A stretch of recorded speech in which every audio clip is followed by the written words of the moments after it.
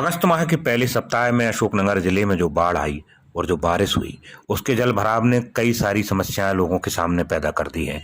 मकानों के घर गिरने, जान माल के नुकसान के साथ साथ तमाम सारी खेती की जमीन और फसलों को भारी नुकसान हुआ है। कुछ बड़े जल स्रोतों के आसपास से निकासी के बाद तो स्थितियां और खराब हो गईं। बरखेड़ा छज्जू के तालाब से निकाले गए पानी ने तबाही के कई मंजर अभी भी सामने लाकर खड़े कर दिए हैं।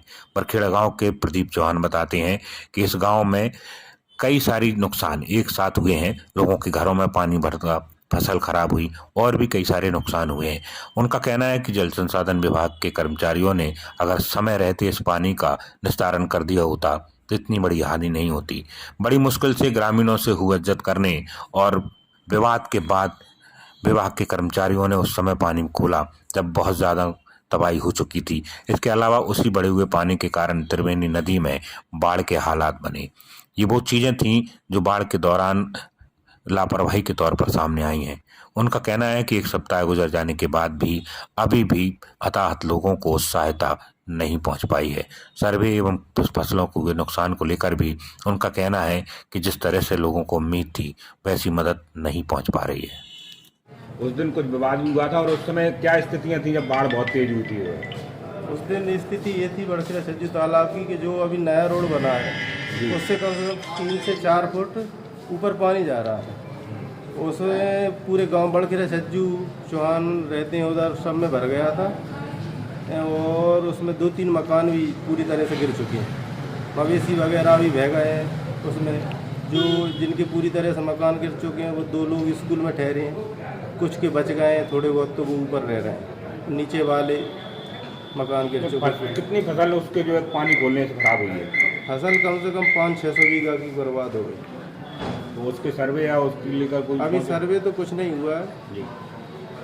और पटवारी साहब अभी हड़ताल पे हैं। उनसे बात की थी 1-2 बार, मुझे कहने लगा अभी हमारा कलमबंद हड़ताल चल रहा है और आवेदन भी दिया है। तो मांग क्या की अब आपने प्रशासन से? मांग ये है कि जो नुकसान हुआ है मकानों का प्रधानमंत्री आवास दिए जाएँ जिनके मकान गिर गए हैं और जिनको नहीं मिला, और फसल सोयाबीन की मक्का की नष्ट हो गई है उनको बोस हर्जाना दिया जाए। मवेशी बह गए हैं 2-4 लोगों के, उनका भी दिया जाए हर्जाना।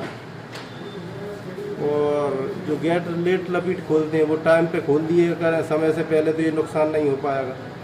तो आपको लग रहा है कि उस दिन अगर समय से गेट खोल दिए गए थे तो ये नुकसान इतना नहीं होता? नहीं होता, बिल्कुल नहीं होता।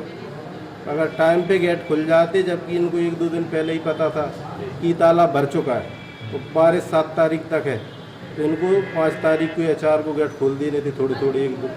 तो जो विवाद हुआ था वो किस वजह से हुआ आपको? वो विवाद इसीलिए हुआ कि जिसके पास चाबी थी वो दूसरे गांव का है, तुमेन का रहने वाला, तो छिक्के इस तरह पानी भर गया था बाढ़ के कारण, वो आ नहीं पाया। तो गांव के कुछ बच्चे लोग गए कि आपने टाइम पे नहीं खोला, यहाँ नहीं रहते आप, इसलिए उन्होंने थोड़ा गाली गलौज कर दिया। वो उसने शिकायत कर दी थी थाने, उसका आवेदन भी दिया है हम लोगों ने। हाँ, ग्रामीणों ने आवेदन दिया है कि सर हमारी इसमें कोई गलती नहीं है, कई मकान डूब गए थे, मवेशी रह गए, फसल का नुकसान हो गया, तो इसलिए बच्चों ने गुस्से में बोल दिया कि चाबी यहाँ रख के जाते तो शायद ये नुकसान नहीं होता, गेट खुल जाते। बस इतनी सी बात है। क्या नाम है? मेरा प्रदीप चौहान नाम, कहाँ के रहने वाले? बरखेड़ा छज्जू ग्राम।